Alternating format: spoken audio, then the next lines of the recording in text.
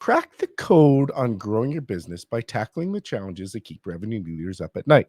I'm Carl Ortmans, and on today's episode, we're going to dive into a topic that is often misunderstood and very challenging. If not, I might say the most challenging to figure out.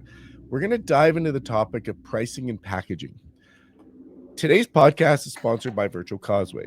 Virtual Causeway is a B2B go-to-market partner who helps you generate more qualified leads, speeds up your sales cycle, and grow revenue, all without adding headcount. To learn more about them, visit virtualcauseway.com and mention the show for a special rate.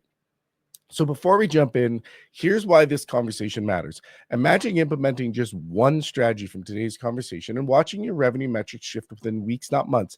That's exactly what the idea of this podcast is. Let's talk about some of the revenue challenges that others have faced and how did they solve it? As I like to say, success leaves clues, and we're going to highlight those clues for you. So I can't tell you how excited I am to bring and introduce you to today's guest. With me to talk about this topic is a big one, in my opinion. He's a storyteller. He's an early stage company builder. He's a go-to-market whisperer. He's the one and only Doug Landis. So context, Doug has worked at companies like Oracle and Google and Salesforce, Box, and even with Emergence Capital. His career covers roles like the skills training manager, the senior director of corporate sales productivity, chief storytellers, and the growth partner. He's a mentor for companies like Growth X Academy, Forum Ventures, Sales Assembly, Send to Win, Modigy, and On Track Tech Group. Today, he's the CEO of DL Advisory and the CRO of a stealth AI startup that we may just learn a little about that's going to change the world of enterprise selling. I've had the very fortunate opportunity to work with Doug. Well, okay, let's call it what it is. I got to learn from him at Salesforce. He also helped us with building out Level Jump software, and is genuinely one of the most genuine people that I've ever had to meet. Doug, I hope I haven't blown too much smoke up your, in your introduction, because it's truly an honor to have you with us. And thank you for joining the show. You're too kind. That's quite the intro. I appreciate it. It's my great. Pleasure. So let's basically everything you just said is I'm old. I'm seasoned. I've been in this game for a really long time. I've seen a lot of shit. Well, excuse my French. All right. Say what you want. There's one thing I like to say: you can't buy experience. You just have to live it, and you have to experience it. That's true. You've got experience. So let's kick off today's conversation. If you can share a little bit about your world, what industries or verticals do you work with today? What are your selling motions? What size companies do you work with? Yeah, good question. So you mentioned, so CEO of my own advisory company called DL Advisory, advise early stage startups, usually in kind of like the pre-seed through series kind of B stage. That's kind of been on hold for almost the last year. I still have some clients that I've been working with actively, all on kind of the standard go-to-market challenges that you face at the early days. Because when I was at Emergence Capital for 7.5 years, we're investing in early stage kind of seed and series A companies. And the reality is it's all about pattern recognition, right? So I've seen the pattern on building and scaling a company at early stage. And so I work with early stage founders to help them kind of like anticipate the things they're likely going to face. However, as I said, stop taking new clients. I'm still working with a handful, but I've launched a new venture. Our product has only been live about 3 months now. We've been working on it for over 1.5 years. It is still in stealth. But I'm going to tell you the name of it because if you fit our criteria, I want you to come check it out.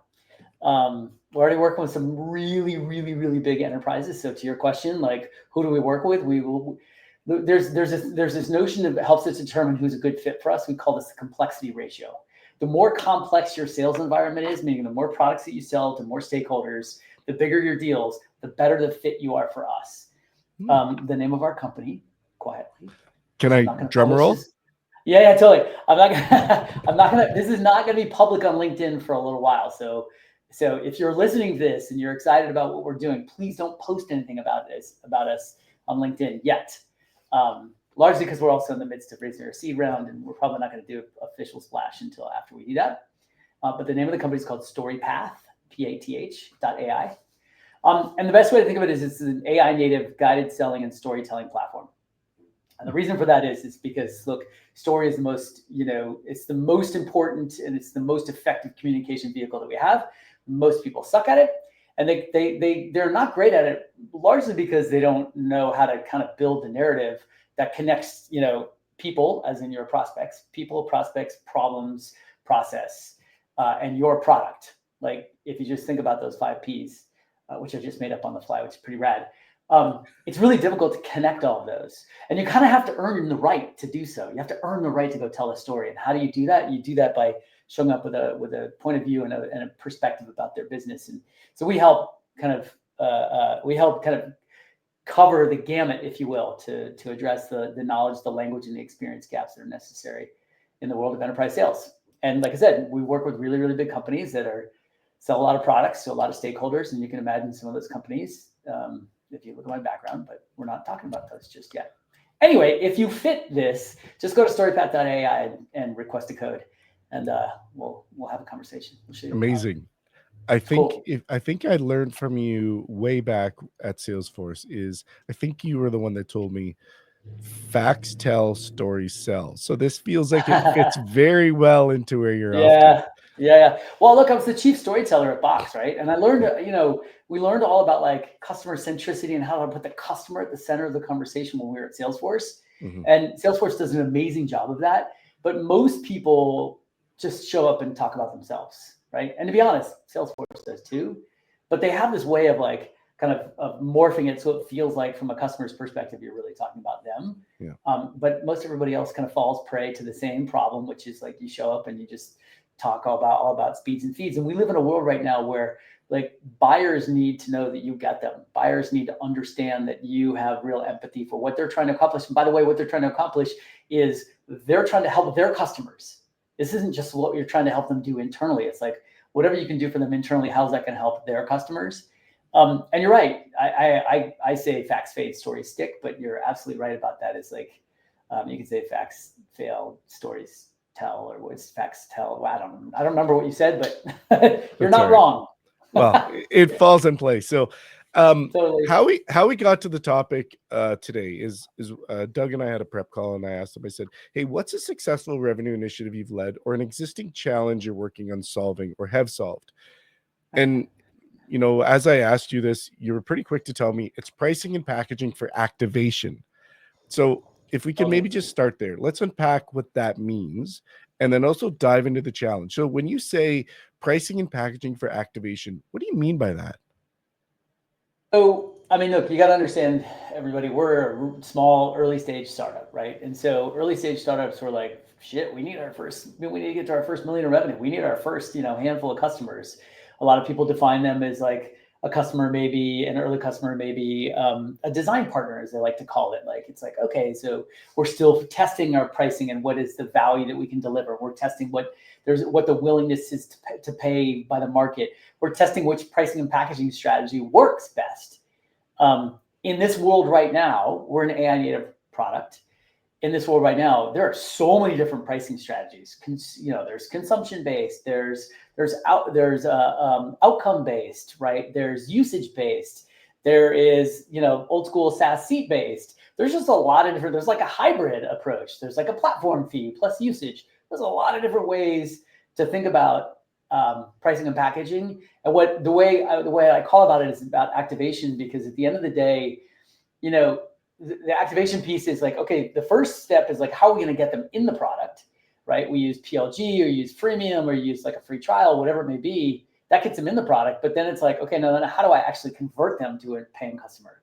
And part of that process is making sure you have the right packaging, pricing and packaging vehicle that is super easy. Like the thing that I've always talked about with my leadership team is like, I want no friction to buying this product. Like none. I want it to be a no-brainer. And so if that's the case, you got to be thoughtful about like, okay, well, what's your cost model? Where and how do you really deliver value? What is the willingness to pay from the market? What are you replacing? Because if this is something brand new, net new that they have to go get budget for, woof, then you may get challenged in terms of what the pricing and packaging model is that you have, because it may not work for them because it's new and they've got to go fight for budget for it. So it's a really I mentioned it when we first started talking because it's pretty much where I spend all my time, like stressing about right now. It's like, okay, so how do I activate all of these people that are in the product right now and get them I to pay? I truly believe it's one of the hardest things you have to solve inside of a business. I've seen it in multiple ways. One where I've had to do the data myself and say our pricing and packaging is actually incorrect. I've had to live through the we're going to try this thing and we're going to test it and see what happens. I've also worked with excuse me, I'm battling a cold, so sorry for my voice. I've also worked I with call it like the Mexico cold, but whatever, yeah, call it whatever you want to. I don't feel great, which sucks. But Sorry. the flip side of that is we've worked with companies like Profitwell, and they take a huge amount of data, and it's Uh, really hard. Like pricing and packaging is really really hard. And I go totally. back even to early days with like Level Jump or even Vidyard as the example, and we're like, what are we going to do, and how are we going to do it? So maybe there's the first question I should ask you is when you put together your first pricing and packaging, did you use sort of a does this make sense approach based on where we think we're going to go? Or did you use much more math to say, well, our cost is X, we need to make Y, we need a profit of Z, so this is what the price is? How did you even approach this? I mean, that's a great question, and I have to give kudos. You just called him out, Profitwell, and the founder of Profitwell was a guy named Patrick Campbell, Yeah. who I love. He's just like a pricing whiz. And one of the things that he ingrained in my brain many years ago is the idea of like willingness to pay. And Willingness to to me, that's the first thing that you got to figure out. What are your users' willingness to what's your users' willingness to pay? And part of that is like you got to think of it this in a couple different ways. There's the user, the end user of the product. One of the things like where we ask them all the time is like, well, what would you be willing to pay on a monthly basis out of your pocket for this product? Mhm. It's a big deal because if I'm asking you to pay for this with a credit card out of your pocket, then it has to add a very acute and explicit value to you as an individual.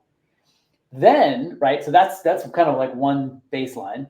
The next is like, okay, if I'm going to a company and I want to convert all these individuals and get like a a group license, like or a department license or a division license, this is kind of like a little bit of LinkedIn strategy, right? It's like, okay, so let's once we hit certain mass, let's go make a recommendation to the leadership, CRO, whoever it may be, and say like, hey, you've got all these people using the product. It sounds it's probably best that you work on doing an enterprise-wide agreement because there's clearly enough value for each individual in the organization. But when you go to have that conversation, the requirements are different, right? What I'm finding right now is, especially because we work with large enterprises, the first question is this like, well, what is this replacing? Like, Mm. okay, so I think right now, unfortunately, we live in a world of tool fatigue. There's just way too many tools out there. And it's like most large enterprises have just a litany of solutions that they've already purchased, and they're likely not getting the actual value that they thought they were going to get out of all the tools. And so in their mind, the easiest by the way, again, least amount of friction, the easiest way to make this happen is be like, oh, we can replace those 3 tools. Done. Easy peasy. Now, is it an exact replacement? Not necessarily, but that's kind of like that's where the selling magic comes in. It's like, okay, let's talk about the problems we're trying to solve. Let's talk about all the other ways in which you can solve it. And let's kind of show how we think we might actually be able to do something a little different, which ultimately is going to allow you to support your customers and their customers. Right? Mhm. So kind of connect the dots there. The other thing is like you also have to think about like, what are some of the biggest challenges in the market today? So I was working with a customer of ours, and look, when we're selling to large enterprises, so like who are our buyers? Our buyers are large enterprise companies. How do they sell their products? They sell their products by seat-based licensing. They're used to buying that way. I understand from a CFO's perspective, if I'm buying a bunch of seats, let's say I'm buying 1,000 licenses, I can budget that. It's going to cost me X, right? Cool. If I'm doing consumption based, the CFO is like, well, what's my bill going to be on a monthly Mm. basis? I have no idea. How do I budget for that? And that gets a little dicey from the CFO's perspective. So the flip side of that is like, yeah, but here's the thing. Now what you do is you force the company to deliver value all the time. The reason why I actually like usage and consumption based, not that I'm saying that that's where we're going. We have a couple different approaches, but usage and consumption forces the company to like fully deliver and to focus on continuing to deliver and to focus on like continuing to pull people back in the product if you see, usage dropping, because at the end of the day, that's how you're getting paid. Mm-hmm. Right. And so it's more daunting for the company that's actually, kind of delivering the product. But I'm a fan of it because it kind of holds everybody accountable. Because the reality is this, and LinkedIn, I love you, but you guys suck for this. When I was buying technology and software, LinkedIn, I'd be like negotiating with LinkedIn. They're like, your usage is off the charts. I'm like, cool. Show me the difference between people using LinkedIn Sales Nav and using LinkedIn.com. And they're like, well, we can't do that. And I'm like, no, that's BS. You can, you just choose not to, because you're afraid that if most of the people are using LinkedIn.com versus Sales Nav, and not since I love Sales Nav has a ton of value, but like, let me balance it out. So let's like reorient like my price for your product, because of the 1,000 people, 400 are using Sales Nav all the time. And so I want to pay for that. I don't want to pay for the other 600 people that aren't using it because they're just using LinkedIn.com. And so there's like, I hear from a lot of companies like, well, we bought a lot of tools and, we paid for all these licenses and only, this percentage of people are actually using them. So the other thing that we also have to factor into this is like, what is kind of traditional utilization in the market that you're in, right? So if you think about where StoryPath fits in, is we've kind of, hate to say this, but like we're fundamentally going to change the way businesses communicate. We're a business communication vehicle. However, a lot of people will put us in this world of sales enablement.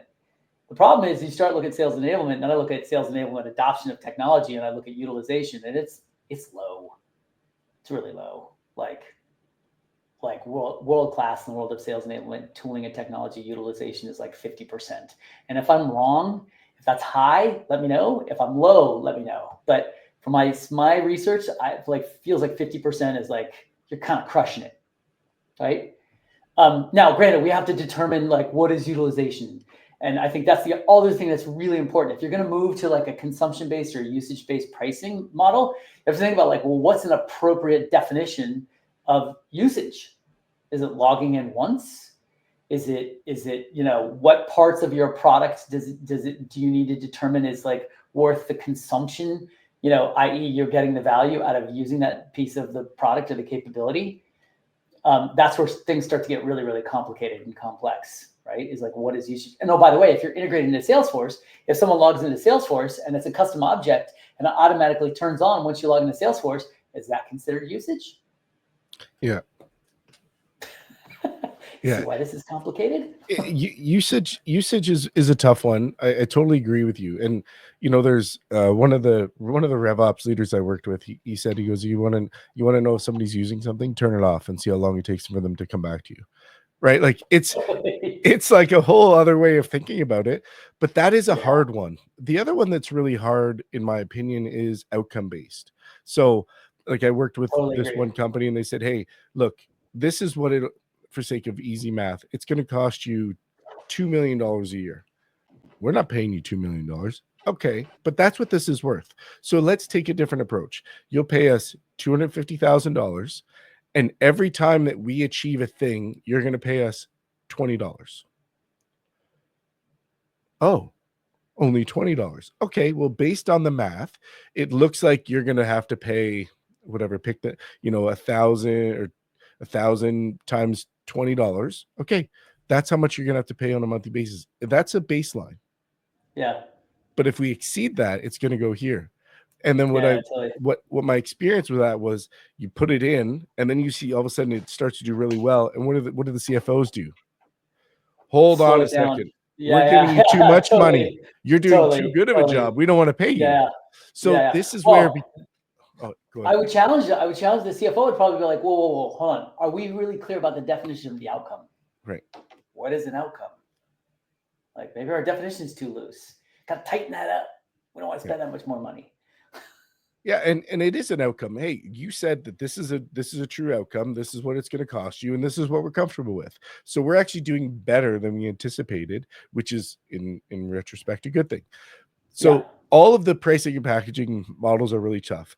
So now when we get into the deployment and even bringing it back to this topic is making that first assumption. PLG has sort of put a different model into it, right? Like, how do you buy, like you said, the credit card? Would I put my own credit card on it? Unless you're using a black Amex, there's limitations to how much you can put on that credit card. Totally. Um, Totally. so are you taking the approach that I've heard constantly of you pick three? So you pick good, better, best as an example, or do you say are you going with the approach of we're going to give a platform plus a la carte? How did you think about this from your own perspective and giving some people thoughts about it? Yeah, that's I think the most common kind of approach right now, it feels like license based is like I feel it's like we're just gonna move away from that altogether because there's just an imbalance in terms of like, look, if I have 1,000 people, and let's say it's $100 a year just for shits, or $1,000 a year, so that's a million. Wait, yeah, is that $1 million? Yeah. Anyway, if I got 1,000 people, I know I'm not going to get 1,000. I'm not going to get 100% utilization. So we're going to agree to a percentage of utilization that we think is about appropriate. Let's call it 50%. So like, I'm only going to pay you 500 grand, right? Mm, But I want all 1,000 people on it. And so this is kind of part of the negotiation, which is why like it's just kind of dicey all around when we stick with seat-based pricing. But at the end of the day, if all of your customers are used to buying seat-based and that's what they want, well, then guess what? You kind of need to don't try and force feed them a pricing and packaging model that they're not comfortable with and not willing to buy or engage with. The flip side of that is one of the things you talked about is like, how do you think about like, okay, can you start off with like a low tier and then kind of get them to move up in tiers, like get them to expand, whether that's mhm, on a usage basis or like in a packaging basis, right? When you're an early stage company, the hard part about packaging is trying to determine which capabilities live within which package or which tier, yeah. right? And some of that is based on kind of cost of technology and investment. Like, okay, so like a lot of people throw in, well, if you want to integrate to all of these platforms, you've got to be in the next tier up, our professional tier, because that gets you all the integrations, but that costs, there's a different cost there because you got to build all the integrations, right? You got to manage all the data flow. You got to manage the security. You got to build, profiles, user profiles. So you've got like hierarchies and you can manage like access. Things just get a little difficult and there's more cost associated with it. So it makes more sense if that's one of the things you're going to offer. But it's important to like think about where is the threshold of value, right?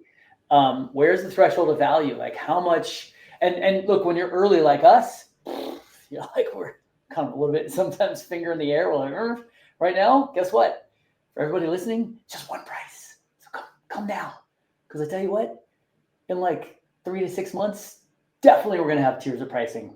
Because the number one piece of feedback we get from people that are using the product right now, they're like, you are not charging near enough.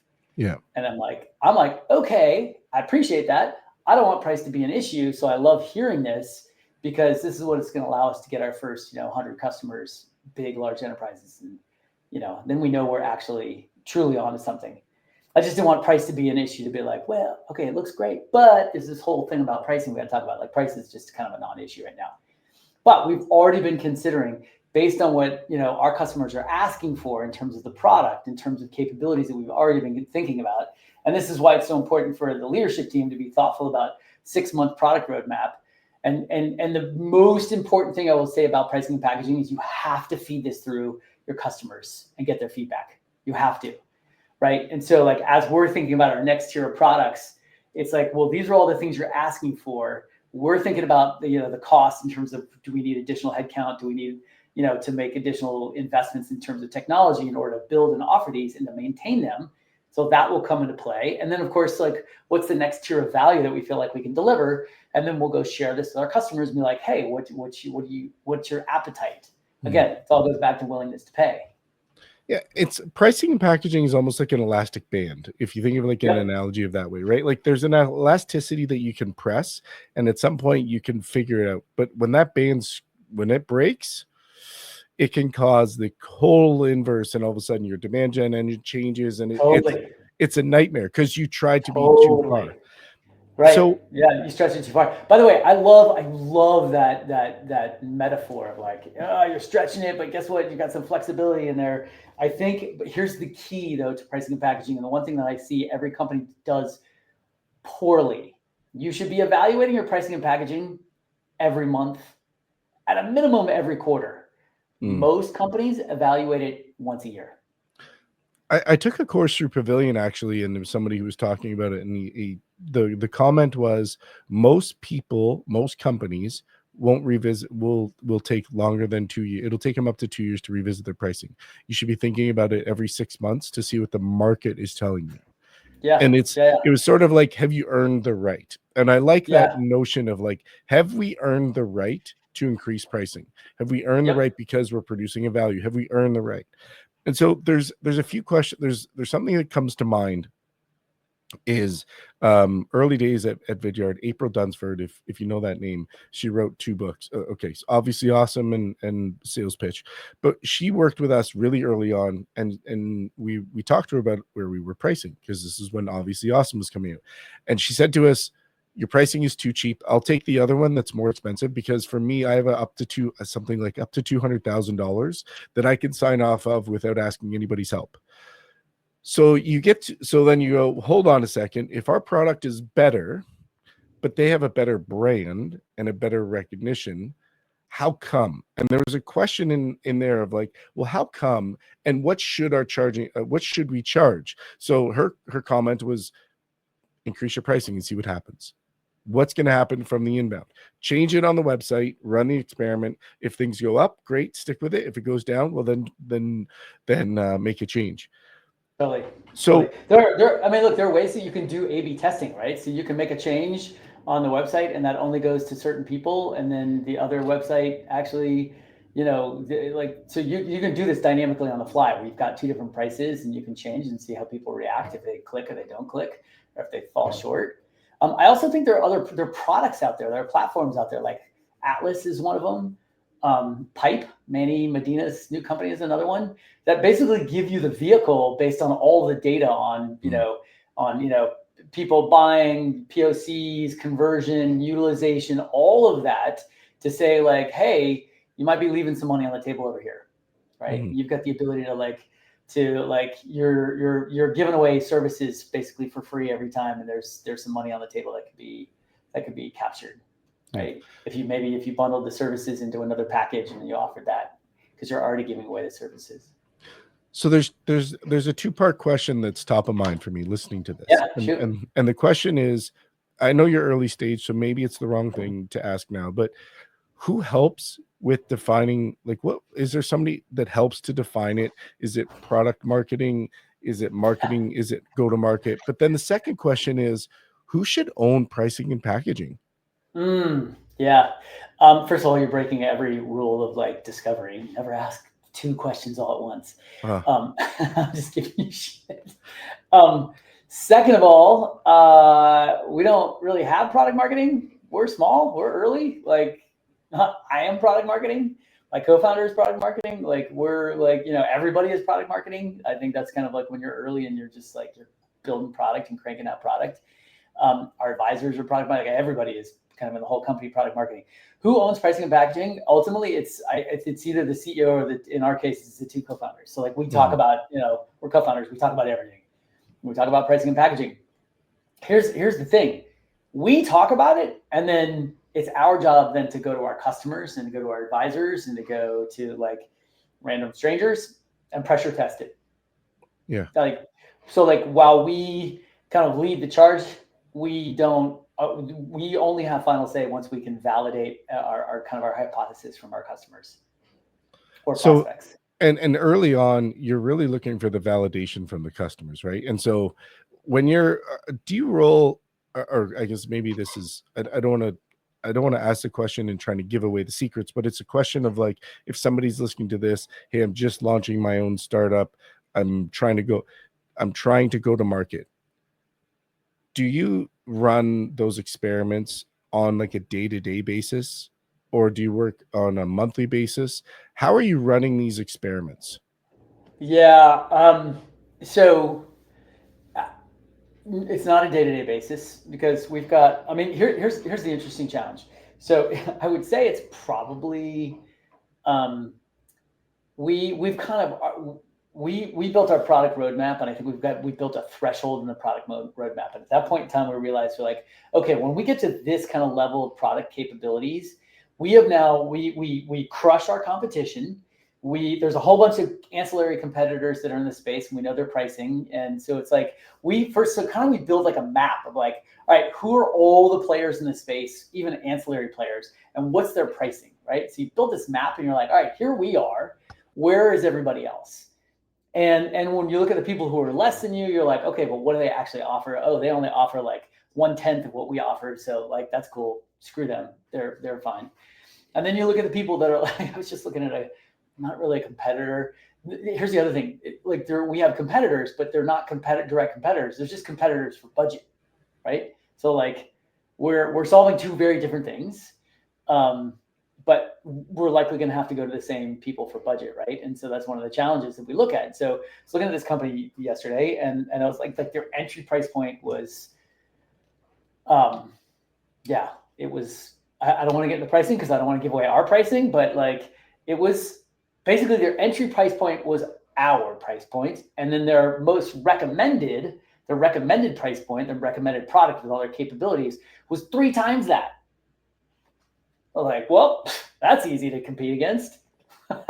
Yeah. Like, no, they don't even do the same thing that we do, but like from a budgetary standpoint, like we're way less.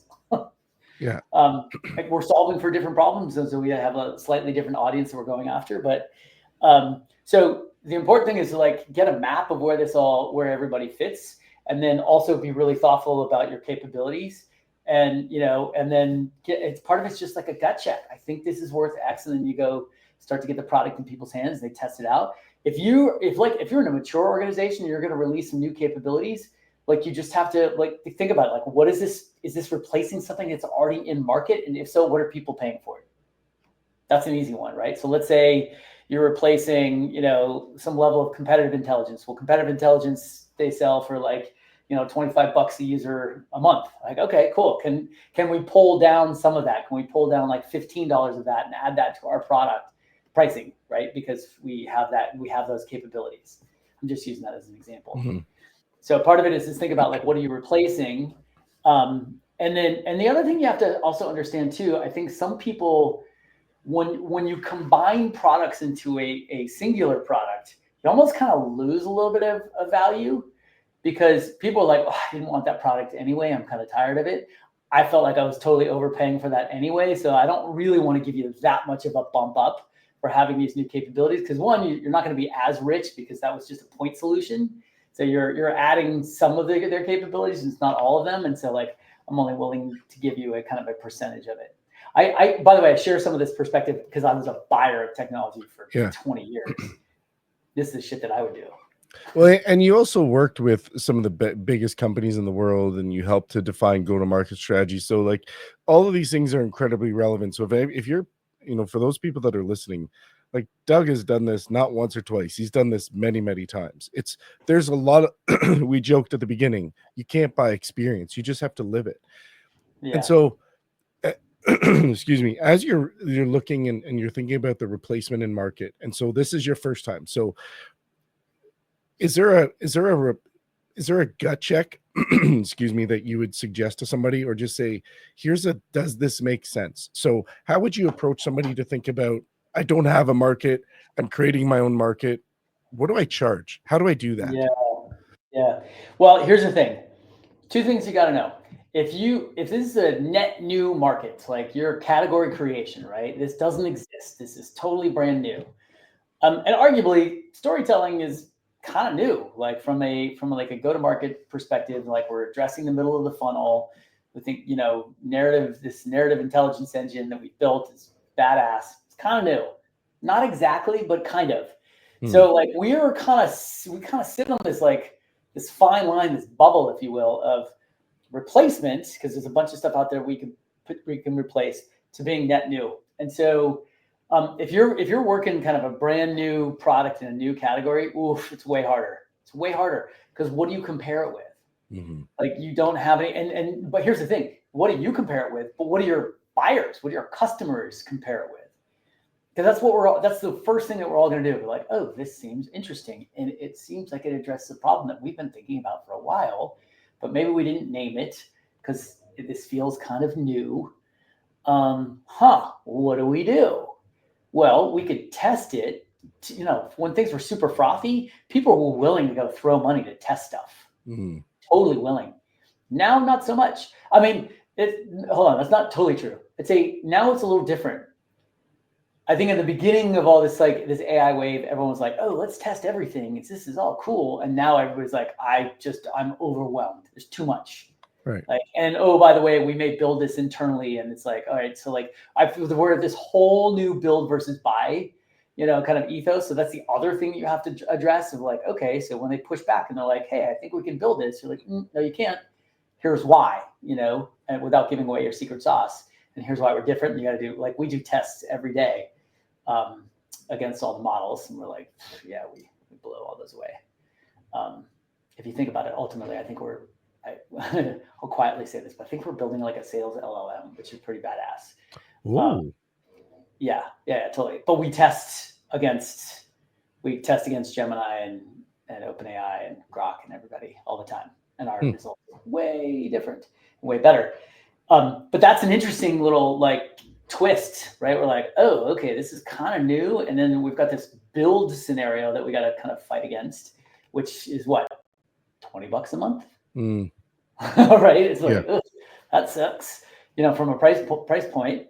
If you want what we can build or what we have created, it's like you need to be at like that $200 a month category, which is now getting in a totally different ballpark.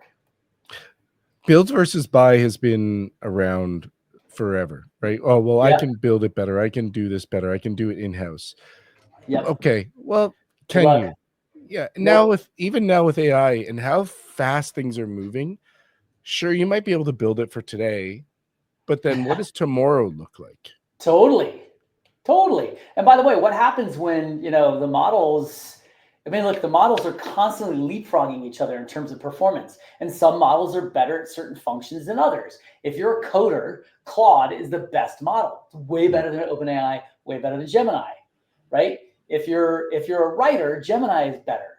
So like, which model do you use depending upon what you're building? So, and oh, by the way, there's like, who's going to support it? Who's going to maintain it? Who's going to manage it? Who's going to, who's going to continue to further develop on top of it? The model game is an interesting one.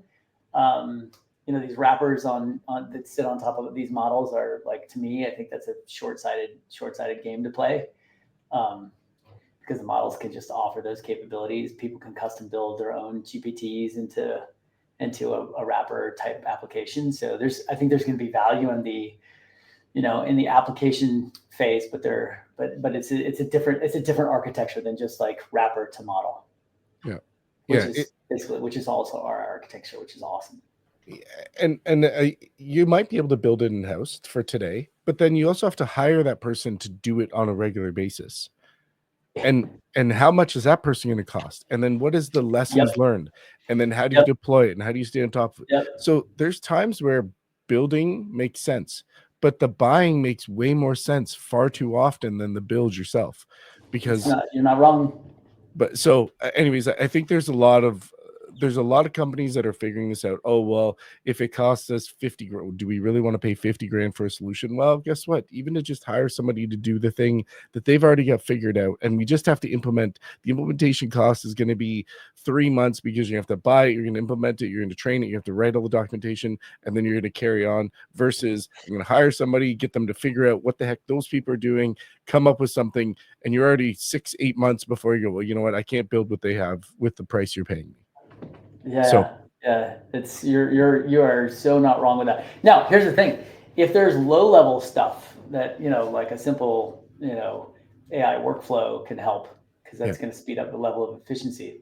That's easy. That's why the go-to-market engineer function is so fun and interesting. It's like there's a lot of cool stuff you can do.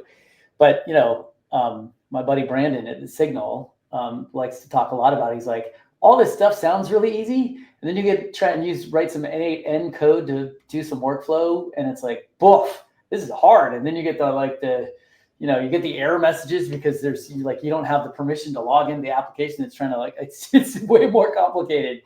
Everybody likes to say it's so easy because I can go to Lovable and I can go to Cursor and I can just build, technology. It's not as easy as everybody likes to think. No, I agree. Way easier than it was before, but it's not as easy as everybody likes to think. Yeah, I totally agree with you. So I know we're like 40 minutes already, and I don't want to keep you much longer because I'm sure that I could ask you a lot more. So I kind of say this: everybody likes new, nobody likes different. And when you're doing both at the same time, it can cause friction or uncertainty. So for companies that are thinking about their own go to market and their own pricing and packaging, what would be the 2 or 3 actionable things you could give them suggestions so that on Monday morning they come in the office, you say, I listened to Doug. Doug told me to look for these at these 2 or 3 different things. What would you suggest for them to think about? Well, I'd say the first thing, if you're a larger, more established company, the first thing you got to look at is when was the last time we actually evaluated our pricing and our packaging? Like, when was the last time we did that? And what's changed since we launched that pricing and that packaging? What's changed between then and now? My hunch is if you're a more established company, you've actually adopted some new AI capabilities in your product. Maybe you're offering some of these. So how are you capitalizing on those? I think the question you need to ask yourself is not just what's changed. Are we leaving money on the table? Is there more room based on the capabilities to maybe offer a new package? Like United just offered now the platinum instead of you got gold and platinum in 1K. Fuckers. Anyway, excuse my French. In that case, I'm not excited about the new package they just offered. It made it way more difficult. So be careful about let's just add another package because we think we are leaving money on the table. No, you got to think about okay, what additional value are we offering? And what are there things that we're replacing that we can pull money or pull budget away from? And then number 3, you got to pressure test. Is there a willingness to pay for this? Right? If some people just think no, this should just be part of your core offering, your core product, and we're not going to pay additional for this, even though they may be paying for something that's kind of similar. Well, then there you go. Then maybe you need to rethink what those capabilities are, and how they're delivering value. So I think the last thing, the 4th thing is just also continue to define what kind of value you deliver to your customers in their words. When you understand that, then you can start to go oh, can we associate some dollars to that kind of value? What's that worth to you? Yeah, that's a great one. And even more so, not even just pricing and packaging, that be one that I would suggest everybody to think about is listen to what those people say in their words. And what vertical is it? Because you never know if their vertical means something and you've just unlocked something totally new. Or you might even have to unlock an entire different pricing and packaging model for a whole different vertical because dude, I'm so glad you mentioned that. No, finish that statement because you're spot on. Yes. It's because some of these players, they can't buy the same. A government can't buy the same way as a 2-person SaaS company. They can't. Yep. But the longevity. So there's lessons to be learned there. So speak to your customers and figure out what their words are. By the way, you just mentioned something we can't leave without mentioning this. If you're a new company like us, your job is to look for the low-hanging fruit, right? So one of the things we were just talking about this yesterday, we're oh, there's a vertical that if we have, because we do some things in the product that nobody else does, and who uses that kind of people? Who cares about this? Oh, what about this vertical over here? So this morning I was on a call with somebody who's been in that vertical forever, and I was so if we did these things, would this really help you? She's I got 5 people I need you to talk to right now if you have that capability. It's interesting. So we may unlock a whole new vertical that we weren't even originally targeting, just based on your comment you just made. I'm where else is there value? Now this is part of what we have to do in a startup is figure out what's our ICP. But when you're a pre-seed or seed stage company, even at Series A, your ICP is still evolving, Yeah. right? And so it kind of goes back to the point you made, which is like you got to be continuing to evaluate your ICP, and don't forget about your verticals, because your verticals can be a massive unlock, and also give you the opportunity to change your pricing for a specific vertical because you offer more value for that vertical. Yeah. And sometimes that vertical unlocks whole new growth, and Yeah, sometimes it can be a shiny thing and you chase the wrong thing. So don't totally. chase shiny things, chase the growth, and not chase it, but unlock the growth versus chasing a Yeah, shiny. totally, totally. That's why I always use that willingness to pay, right? Yeah. You could have this shiny thing and everybody's like, oh, this sounds amazing. You're like, all right, would you pay for it? They're like, nope. Great, bye. Yeah. Okay, well, you just determined that it's a nice to have, not a need to have. Got it. Okay. Totally. Yeah. Amen. Awesome. Doug, I know we're probably too long here, but can't thank you enough. If somebody did want to try to connect with you or talk to you a little bit more, where would you Yeah. suggest people to find you? So go find me on LinkedIn. Just do me a favor. Do not say anything about our new company on LinkedIn. If you do, I will hunt you down. Please say that with a smile.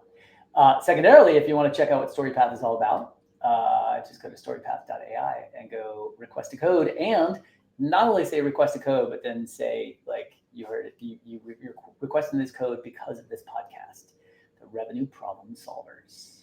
Oh, there you go. Ooh, look at that. Tying it all back. So if I believe it's storypath.ai, just like that, for people to take a look at. So Doug, this has been a lot of fun. It's been a true honor, sir. You've been a huge influence in my career. You know, you always have time for me, and I appreciate that so much. But I continue to learn from you, all the stuff you do on LinkedIn, everything you're doing. I wish you a ton Thanks, of brother. success with StoryPath, and I'm excited to watch the growth. So let's get wrapped up here if you're okay with it. Let's do it. Great. Thanks, So that buddy. wraps up another episode of the Revenue Problem Solvers podcast. Obviously, want to thank you, Doug, for sharing incredibly invaluable insights today. These are some strategies you can put into action tomorrow. If you found value in today's conversation, please like the episode, subscribe to the podcast wherever you listen to, so you never miss an episode.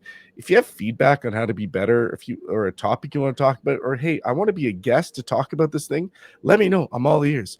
Thank you for investing your time with us today. Remember, success leaves clues, and every revenue problem has a solution. Sometimes you just need the right conversation to find it. Until next time, it's Carl with Revenue Problem Solvers, helping you turn obstacles into opportunities. Thanks for being with us today.